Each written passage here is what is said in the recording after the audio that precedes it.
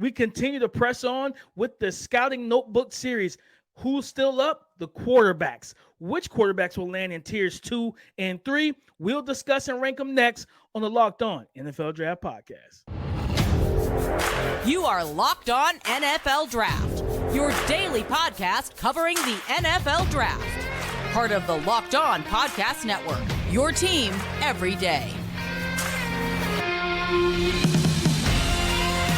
What's up, Locked On family? Let's get locked in. Welcome back to the Locked On NFL Draft Podcast, your daily podcast covering your favorite draft prospects, part of the Locked On Podcast Network, your team every day. I'm your boy, Damian Parson, always on the ones and twos. You can find and follow me on Twitter at DP_NFL.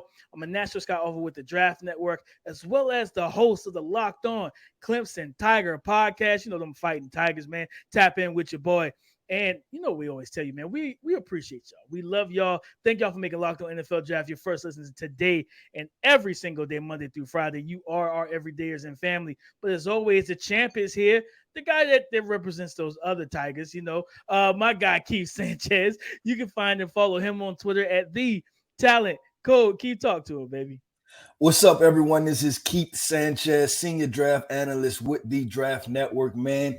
And the 2019 national champ for the LSU Tigers, since DP wants to send a little shot today from the real Death Valley, the national champions once again in college baseball, man. We're just rolling off national champs after national champs. I had to get that out there since you had to send a couple shots, but man, obviously y'all go check the Locked On Clemson podcast also. But man, you know why we're here, man. We're here to bring you championship level content surrounding the NFL draft, whether that's prospects, whether that's philosophies, whether that's roster management and depth chart, man. We are your go-to source for NFL draft conversations. And guess what, man? We are kicking off the scouting notebook, right? Something we're calling a scouting notebook, because this is the raw uncut, right? Like, this is not the draft report. This is just the stuff, the notes, the nitty gritty stuff. When you just have pen and paper, pencil and paper, and you're jotting stuff down, and we're having conversations about these quarterbacks. Yesterday we covered Caleb Williams, we covered Drake May, right? But we told you months ago that this is a deep quarterback class, man. There's so many talented quarterbacks. This makes the quarterback class for the Heisman race, right? When we talk about the Heisman race, it's up in the air because of how many quarterbacks are in good situations and have good opportunities. So this is what we're going to do today, man. Today is slick. We're going to cover the scouting tier 2, right? Just me and DP, we're going to list off 3 names that we feel like we're in tier 2. No, we didn't have any discussions before. So this is, like we said, this is going to be raw.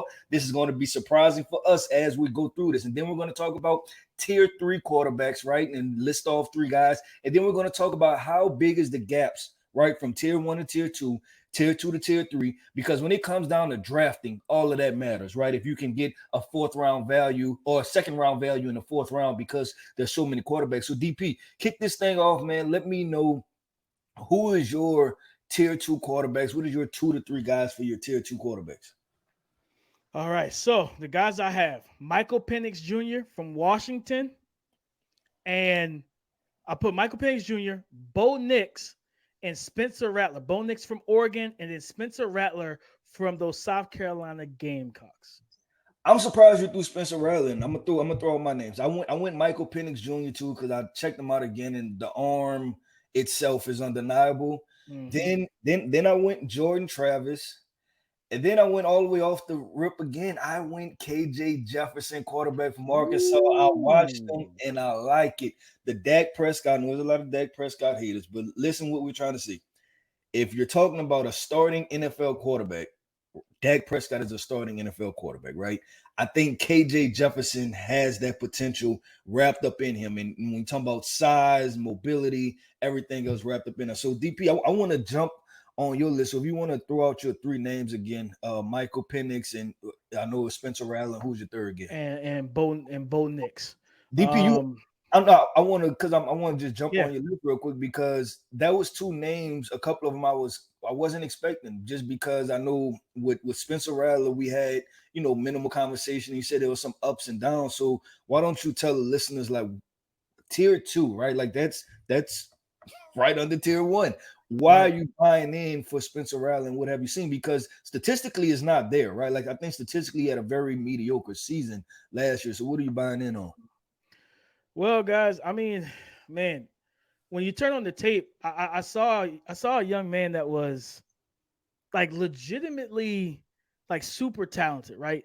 And I think I said this to someone recently. He may have been the most frustrating prospect that I've studied at quarterback, and it's like there's so much potential there.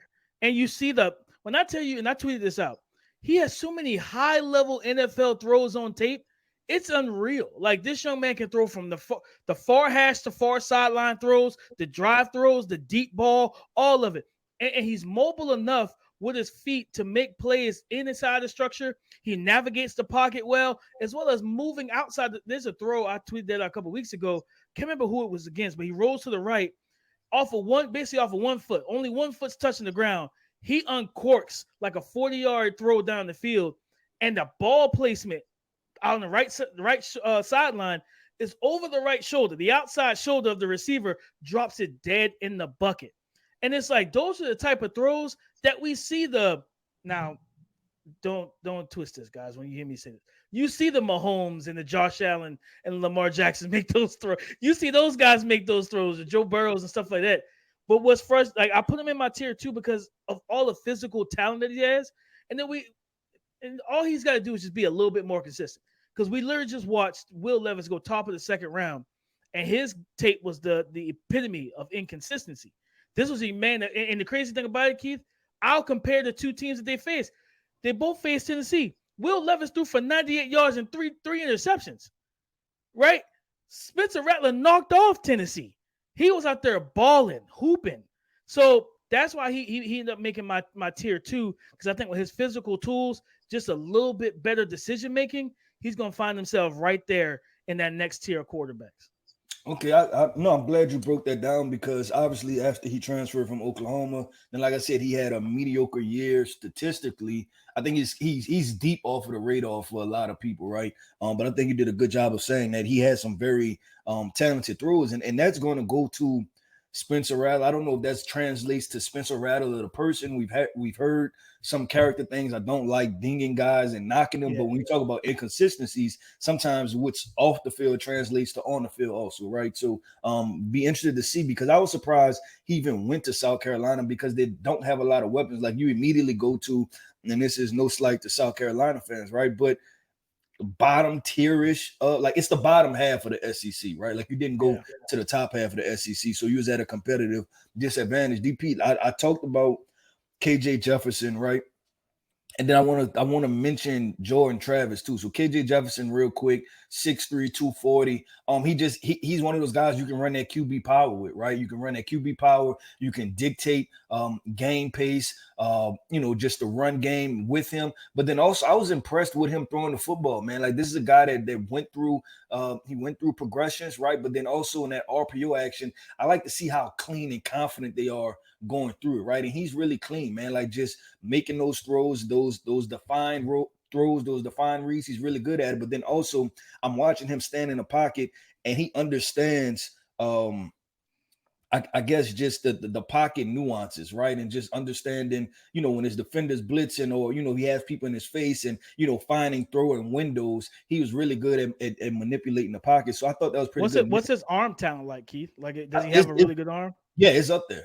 It's talented enough. Like I said, I watched him, and I just thought of Dak Prescott. I'm like, this is like it feels like the same thing. And I remember, obviously, SEC country, right? I remember Dak Prescott at Mississippi State, right? He was a 6'3", 240. He ran the ball a lot more at Mississippi State, dictated pace with his legs. So I can see a similar trajectory, and I've heard really good things about KJ. And just wrapping up Jordan Travis real quick, DP. I put him in that tier because he has that baller mentality, man. Look, he's small. Like he's the opposite of KJ Jefferson, right? He's scraped 6 foot. He's 190 pounds, but he's just a baller. Like he just understands the game of football. And I'm expecting with him, you have him, you have Trey Benson, you have Johnny Wilson, and then they just signed Keon Coleman. I think him having those weapons with him, he should be able to play much better and more consistent football. And that's why I put him in the tier 2. Now, is there a chance that, things don't necessarily work out? Yeah.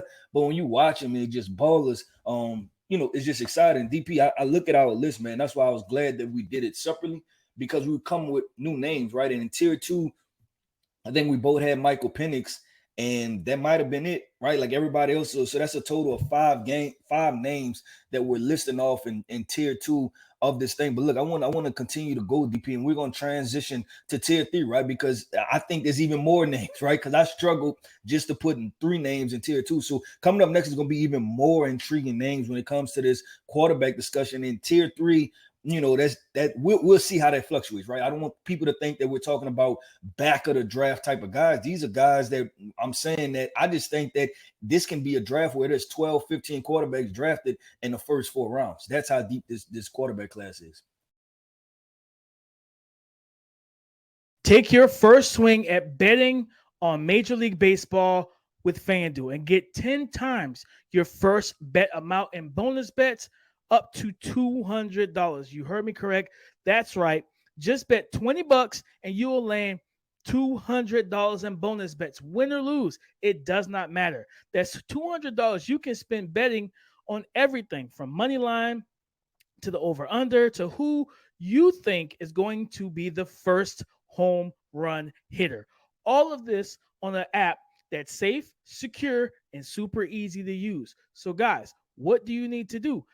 Listen, but before that, plus you get paid instantly. So again, what do you need to do? Because there's no better place to bet on Major League Baseball than FanDuel, which is America's #1 sportsbook. It's very simple. Sign up today and visit FanDuel.com/lockedon to get up to $200 in bonus bets. That's FanDuel.com/lockedon because, guys, FanDuel is the official partner of Major League Baseball. Scouting the tier 2 quarterbacks, tier 3, sorry. Keith, everybody is in tier 3. It's I don't want to say it's deep, and there's a lot of potential because the first thing that I wrote down, Keith, and was Duke's quarterback Riley Leonard. I got our guy DJU, and then Brennan Armstrong is the other guy that I put in that tier 3 type of realm. He transferred from Virginia to North Carolina State. Keith, so who are your tier 3 QBs? Yeah, see, that's why I say this is crazy, right? Because I don't have many of those guys. Wow. I went Texas quarterback Quinn Ewers. Ooh. I went Tennessee quarterback Joe Milton, and then I wrapped up with LSU quarterback Jaden Daniels. Let's go with Jaden Daniels, right? Because I think he's been the least talked about guy. So obviously, transfer quarterback from Arizona State. LSU made it to the SEC championship. They won the SEC West, right? Defeated Bama at home, but they also had some big time losses, right? They lost to Florida State week 1 at home. They lost to Tennessee. Well, at home, it was in a Superdome, an hour away, so that's a home game. And then they lost at home to Tennessee, which was at LSU. And they honestly they got the doors blown off, right? They got ran out of the stadium. And it wasn't close. Then they had other close games. Arkansas, Auburn, Ole Miss, all were close games. They could have went either way, but nonetheless, they made it to the SEC championship.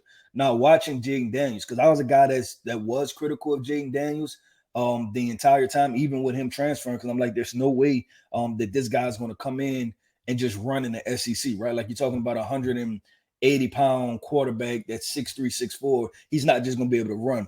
And he ran.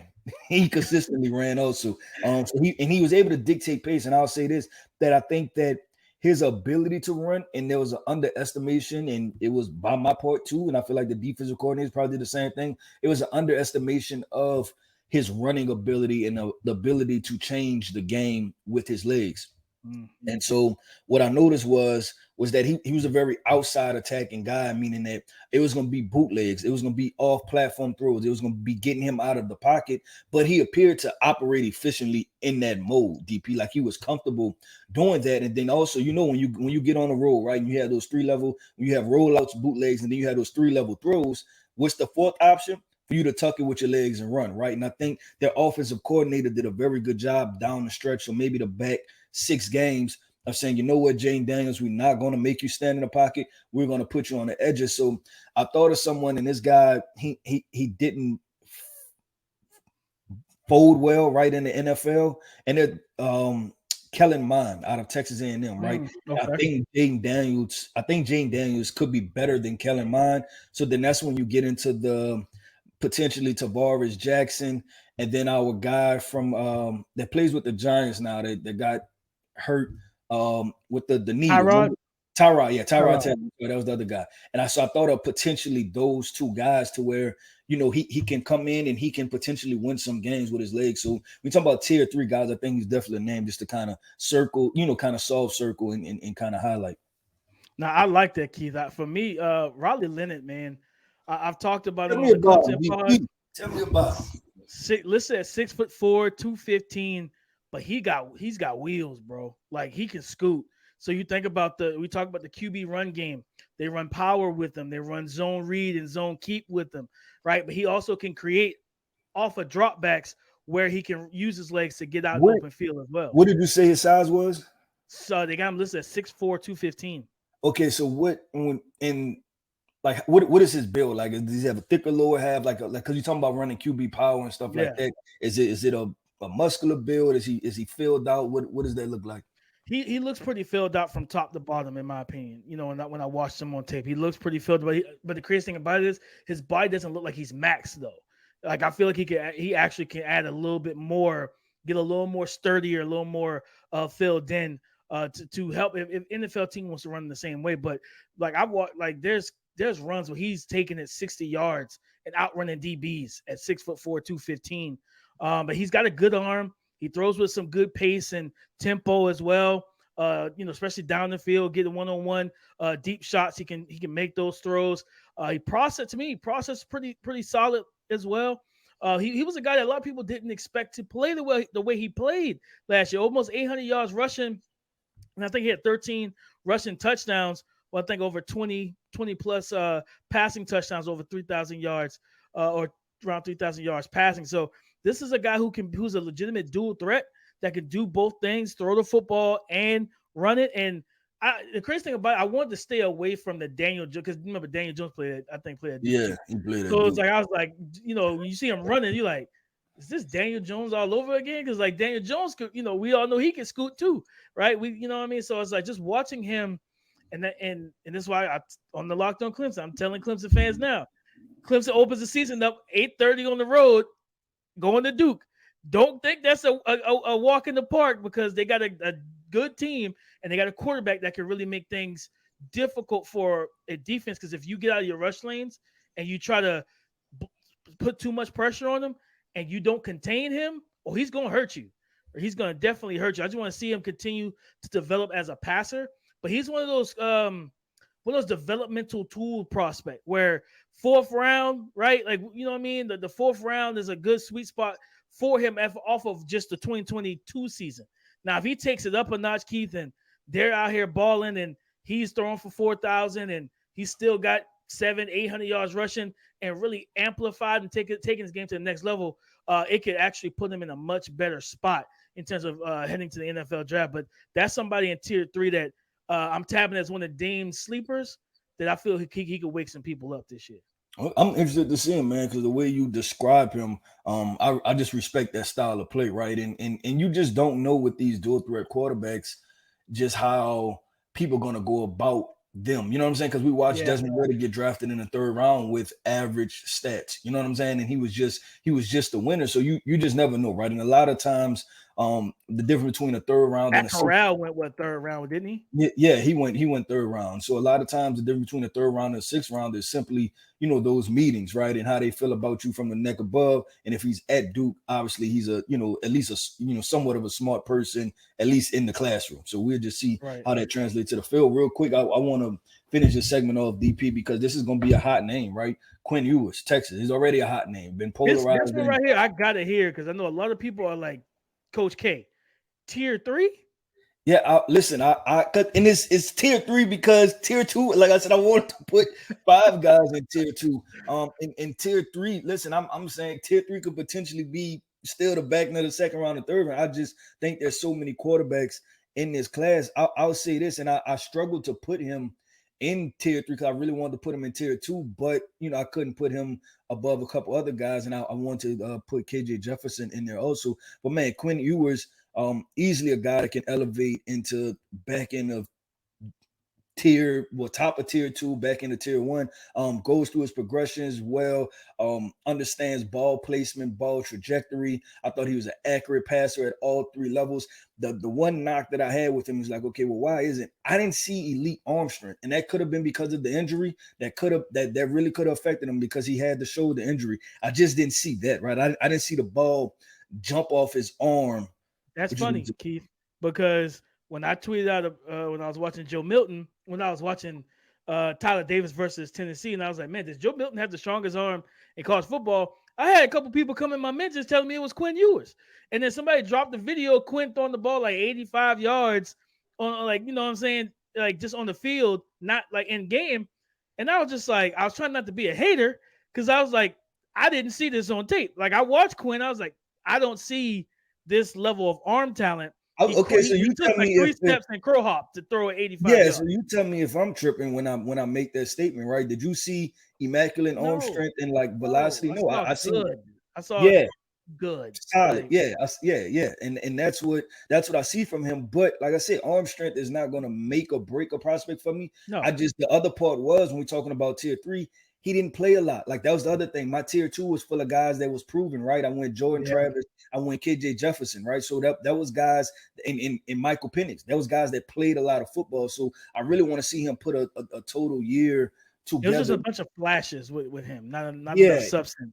Yeah, and if you ask me, Keith, okay, you know, would you buy stock in Quinn Ewers? I would tell you yes. I think so. Like year 2 with Steve Sarkisian in this offense, I'm buying stock in Quinn Ewers because I think what I seen, he was just a natural.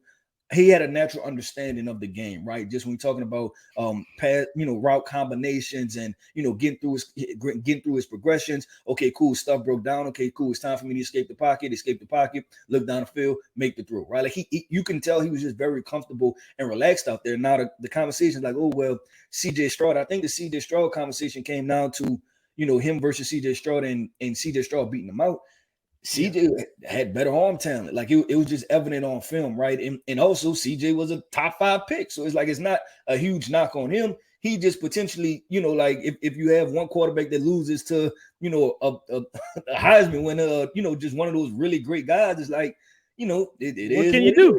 Yeah, what can you do, right? It doesn't mean that you're not a good football player. So I have him in tier 3 also in DP. So I think that wraps up tier 2, tier 3, right? Like this conversation is flying by trying to get all these names out. The next conversation we want to have, DP, we're going to transition to how big is the gap, and I think we kind of hinted at it, right? Just through these conversations. I'm gonna talk about how big is the gap, and then we'll start this off. I'm gonna rattle off even more names because there's probably another 5-6 names to add to this quarterback.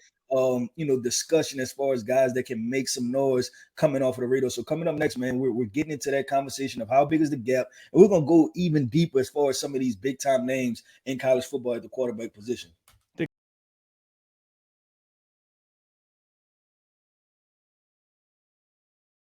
The gap between these tiers, Keith. Like, I don't know how you feel. I'm gonna tell you right now. What we talked about yesterday with Drake and Caleb, that's tier 1. I think there is a nice substantial drop off, but I do believe that the guys some of the guys that we talked about in tier 2 have the physical talent that if they go out and play very well in 2023, that gap shrinks a little bit more. Yeah, no, I agree with that. It shrinks, and I think that like you said, the gap between tier 1 and tier 2, right? Like some of that is based off of physical ability. You know what I'm saying? When we talked about Caleb Williams yesterday, it was the physical ability, right? Like just what he can do, other people can't do. So I want to continue going DP, right? Because we talked about tier 2 guys, and then these are some names that we didn't talk about, right? Joe Milton, we didn't rattle his name off. I'm gonna keep going. Scroll my list. I had a couple guys. We have Cameron Ward out there in Washington State. We have Jeff Sims at Nebraska, right? That can do some things. Tyler Van Dyke, man, a guy that if he puts it all together, now you're talking about a guy that we didn't list in this group. But coming into last year's season, right? Like he was a tier 2 guy. He was a guy that everybody was saying could be a second, third round pick. I think about the Alabama quarterback room, right? With the transfers that Tyler Buckner or Jalen Milroe, right? Like can either one of those guys emerge? Devin Leary transferring from NC State to Kentucky. Yeah, Like, you know what I able to mean? see that. Yep. It's a lot of names. Even I think Brock Vandagriff, the quarterback for Georgia, I believe he's going into his 3rd year, so he's technically draft eligible. That's somebody to watch out Kyle for. McCord from the guy who everybody is projecting to take over for CJ Stroud at Ohio State. I think he's draft eligible. Yeah, I think he is draft eligible. So it's so many names. So DP, if you ask me, and I'm like, okay, what is my thought process entering this season? It's like, okay, it's Caleb Williams, it's Drake May, and if I have in mind that there can be 5 first-round quarterbacks, I want to identify those other 3. Like, and that's what my process is going into this season. Is, man, all of these guys are talented, and you almost feel like also DP is that I have to watch all of them, right? Like I have to go through the entire slate, watch all 20 guys and then be like, okay, be ready to sit down for college football season and watch this thing as it emerges. And then I will also say this, when you have that many guys, what separates them sometimes is so minimal. You know what I'm saying? Because not all of them are going to have extravagant arm strength, right? And every team isn't going to just draft off of that. Every team isn't going to draft off of a quarterback running a 4-2 or a 4-3 or a 4-4 or something like that. So it's going to be really getting the feel for these guys. And I'll tell you this, DP, watching these quarterbacks, it made me excited for college football season. Like I was like, okay, like I'm excited because we're gonna figure some things out this year. Like in this football season, last year, I feel with the quarterbacks were drafted, right? It was we kind of had our mind made up of who were the top tier. You can potentially say Anthony Richardson was the guy that somewhat came out of nowhere, but people who really dove into it knew that he had the potential to do that, right? But Will Levis, Bryce Young, we knew that conversation, CJ Stroud, it always been those 4, right? But this year, like I said, it's Caleb Williams, Drake May, but then there's also guys with enough talent that I think they can push in. And then I'll also talk about this real quick, that I wonder when, and this is after the draft or going after the season, which guys decide to declare and what guys decide to come back, because it's going to be like we've seen worse quarterbacks get drafted than the 20th guy in this list, right? Like I'm talking 20 deep, and we've seen worse get drafted. So I can see this being a 15 to 20 quarterback year easily. No, and this class has so much potential after tier 2, because you brought up Jeff Sims and Joe Milton. When you talk about tools and traits and betting on them, those are 2 of the most toolsy and traitsy guys, right? And like I said, talking to one of my guys who worked at Georgia Tech, and he said scouts looked at Jeff Sims like RG3, Vince Young type of player as what his potential ceiling could be, healthy versions of those guys, just game busters. And that's the curveball, DP, because we watched Anthony Richardson, right? And to be completely honest, the tape wasn't good, and not solely on him, right? It was the Florida too, but it was the combination of it. It was not great results, because usually to be a highly touted quarterback, you know what I'm saying, it has to be some semblance of like hype behind you, and you played well, and the result of the team was good, right? But Anthony Richardson, I mean, Florida went 6-6 or something like that, or 5-7. It was not a good year for them. But Anthony Richardson still came in and performed at a high level individually at the combine, and in his workouts and in his meetings, impressing people with his mental. That Jeff Sims is a guy that you cannot throw away. Like you cannot say, oh well, yeah, because if he goes out, if Nebraska even plays 500 football, if he goes to the combine, you know what I'm saying, runs a 4.3, 4.4. If he throws the football, if he, shows well in meetings, then now we're talking about a first round. So that's what makes this fun, is that Joe Milton too, because like Joe Milton is literally like the buzz for Joe Milton has grown over this summer, where people are like, can he be the next Anthony Richardson? Yeah, and that's exactly what I was about to say. You can tell that that's coming up for him, like that people are trying to already, everybody wants to be the first 2, right? And you can tell that people are already associating that. So all we can say is we'll see. we'll see how this thing goes. I watched Joe, and the arm talent, it's next level, man. You know what I mean? The clip of him at the QB, I think it's QB retreat over in California, Steve Clarkson's camp, and him throwing the ball 80 yards and literally just flicking the wrist It wasn't like Quinn Ewers when he took 3 steps, then crow hopped, then threw it.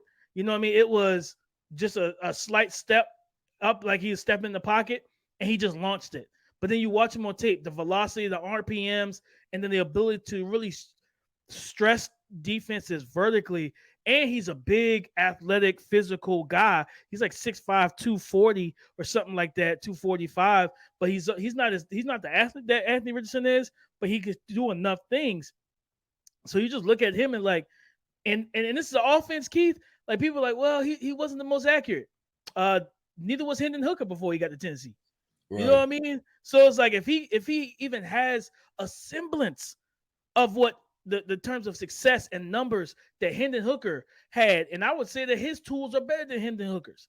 So if you have that type of success, this is a guy who goes from tier 3 to slightly talked about to, all right, man, you the Minnesota Vikings. You know you're not bringing Kirk Cousins back, or you bringing them back on the 1-year deal, and you Kevin O'Connor. This is a guy that you want, one of them quarterbacks that has all the traits that you can bet on.